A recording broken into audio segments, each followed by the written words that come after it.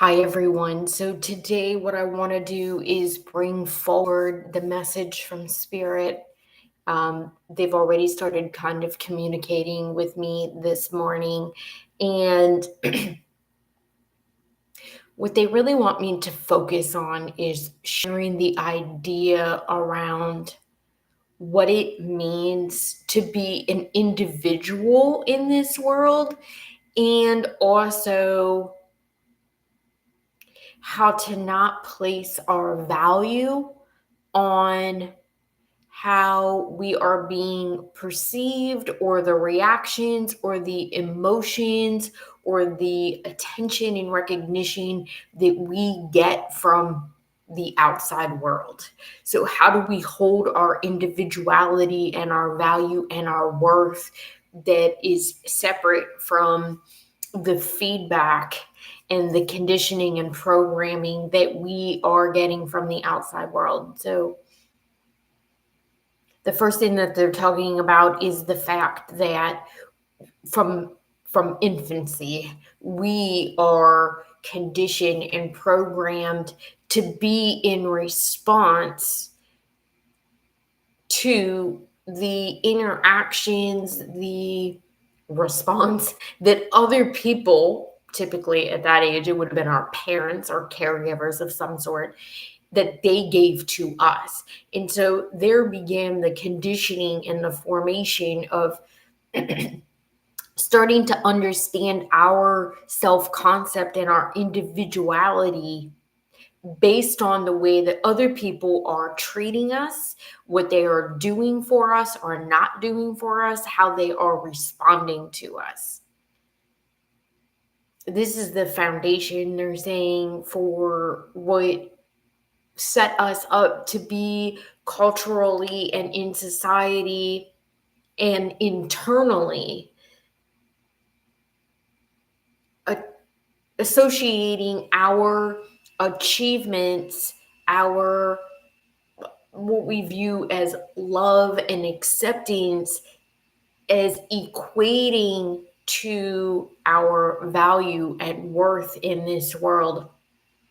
And they're saying that so many of us have, because of that and that understanding and that experience, then taken our individual personality or our self-concept and morphed it to that which we believe other people will respond positively to.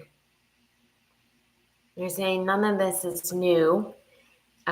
This is certainly something that many of us, particularly those that are probably going to watch this, are very familiar with, and yet they're hoping that there's a way that they're able to bring it forward to me and then I'm able to translate it to them that will resonate with you in a deeper way. They're saying that it will help to bring you some form of healing, even though that is a common term.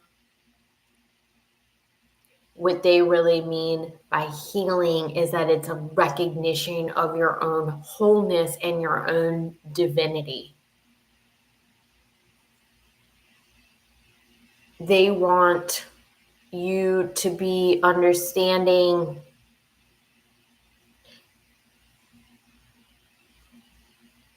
that the way they're saying this breaks all the molds of everything you've been taught and also very much conditioned into believing. And so there's often what feels like a lot of heartbreak. It can feel very hard, like a real challenge and a struggle to so many that go through this. And they say often they bring us through this kind of breaking down of this conditioning in phases and stages. And we often perceive them as the loneliest and most hard and heartbreaking times of our lives. Yet what's happening is that your soul is trying to be recognized as where your real value and worth is. It's trying to break free of these things that we have adopted and the associations we've made between achievements and the recognition, love, acceptance of others as our identity. I hope this is making sense.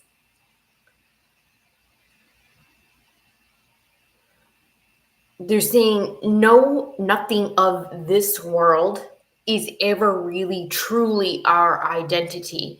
And yet we don't hardly know ourselves at all without the relationship, even if it's a perspective relationship that we have between ourselves and this world which we find ourselves living in, and in this level of reality. Your identity is 100% that only of your divine nature, of spirit, of source. They're saying this is the real reason that Jesus was actually persecuted, was because he was trying to carry forward the message that you are God, you are divine, you are all things that are love.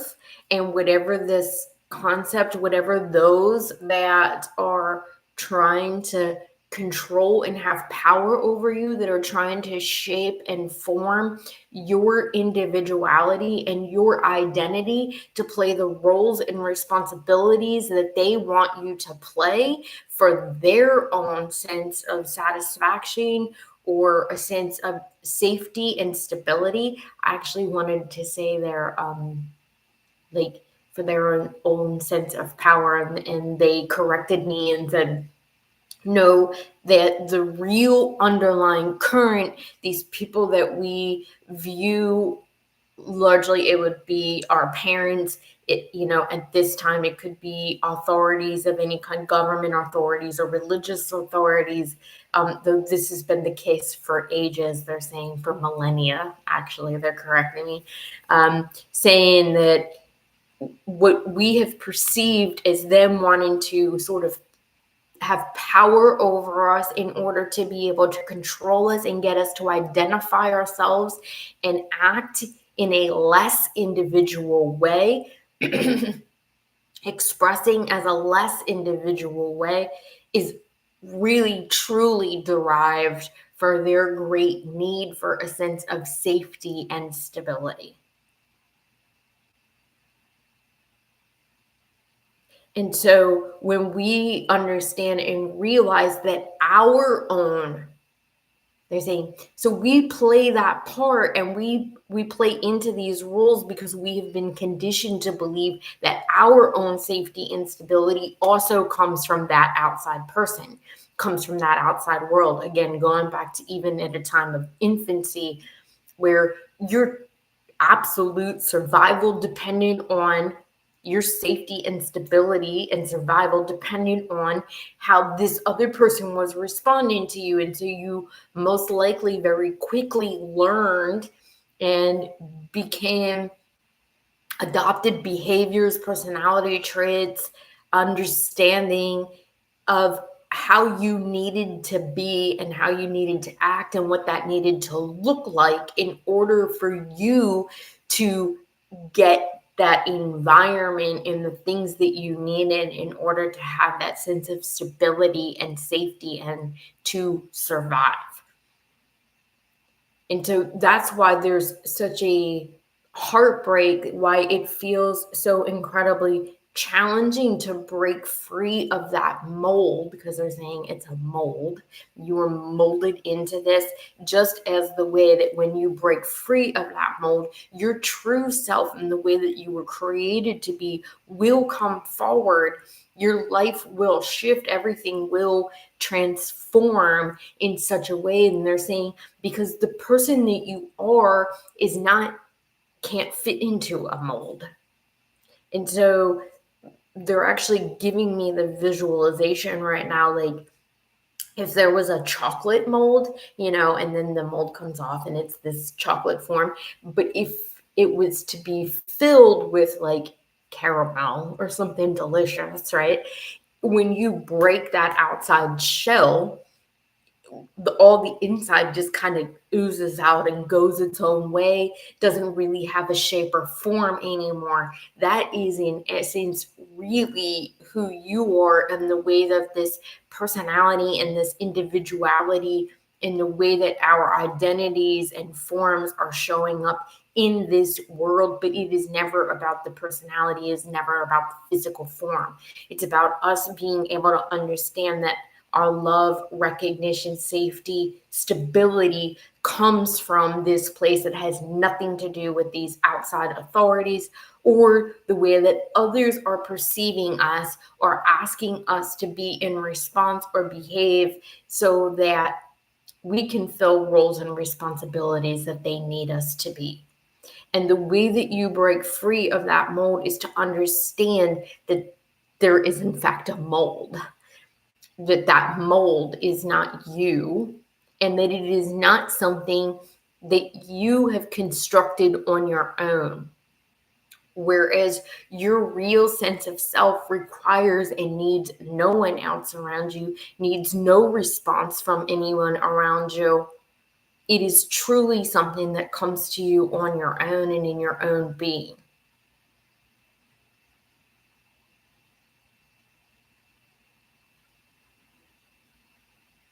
They're saying, we love you. You are love. You are loved, and you are chosen at all times and terms. It never has anything to do with the way that you are showing up in this 3D world. It is about you being able to tap back into who your real essence is, which is undestructible, which is unmoldable. It is your divine essence.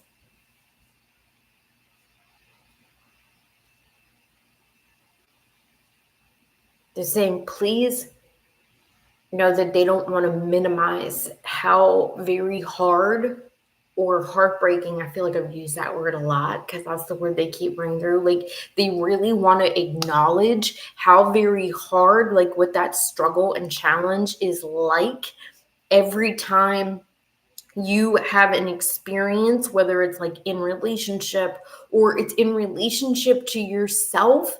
This is so much of the grief work that I do is around understanding that grief is not always about the physical death, that transitioning of someone that we loved and care about. That grief comes from anytime we've been holding something in the outside world as a part of our identity.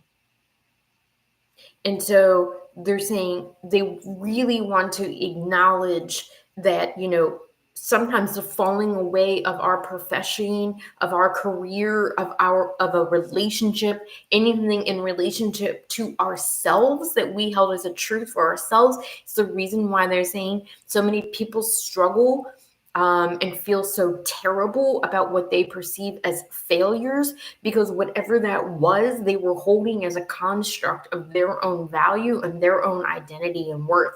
And so when that falls away or doesn't work out the way that they wanted it to, or the way through an expectation that they were holding, we then feel like we have lost a piece of ourselves, that we are no longer who we knew ourselves to be. And they're saying, yes, that's true. That's the point. But that really should be celebrated, because those experiences were things that you were holding that were not really who you were.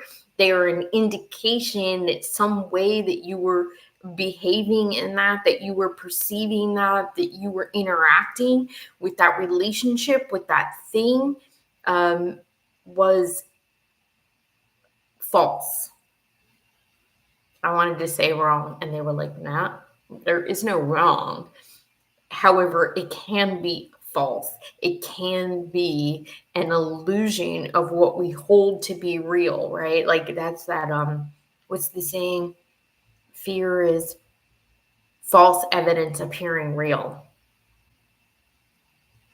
these falseness or the illusion. You've maybe heard me say in the last few weeks about like, and I did it a little, I think it was a short maybe, around the idea of, that when we step into a space of saying, oh my gosh, am I feeling delusional? That's actually when, from a spiritual divine space, you are actually stepping into what is real. That's the true reality of things, is when we are faced with something here in this world which others would perceive or call uh, as delusional, because the reality is that so much of our systems and our constructs and the ways that we are taught to be in this world and of this world are the real illusions. So when we are thinking and behaving outside of that, in direct contradiction to that, that is actually when we are stepping into reality. But because so much of what is happening outside of us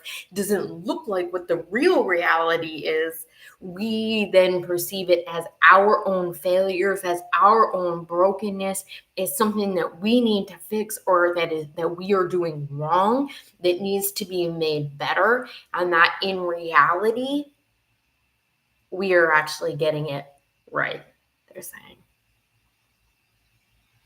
But they want you to know and understand that they realize how hard it is for these relationships, these things that we have held on to, like I said, whether it's career or your business or money, it can be any of these things.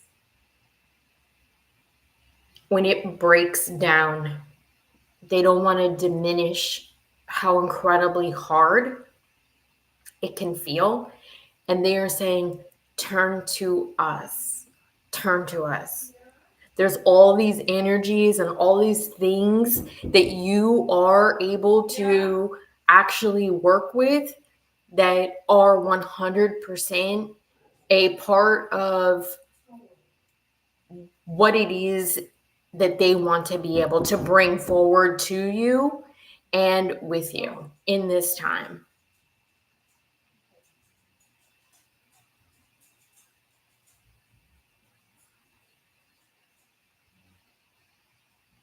They're saying call on us in order to be able to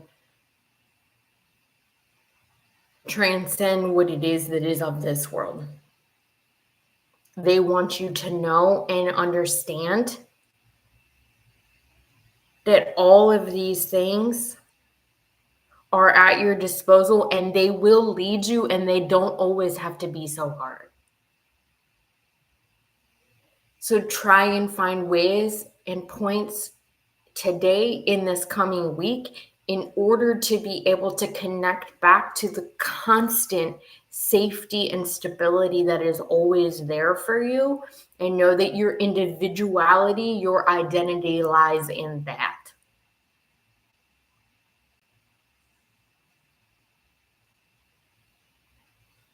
That feels like a complete message today. So I hope that whoever tunes in for this is what you needed to hear, and that you will find this helpful. I'd love for you to share this with anybody else that might need to hear it. And don't forget to leave a comment about how this has touched you or what this has meant for you. Thanks for tuning in, and I'll talk to you soon.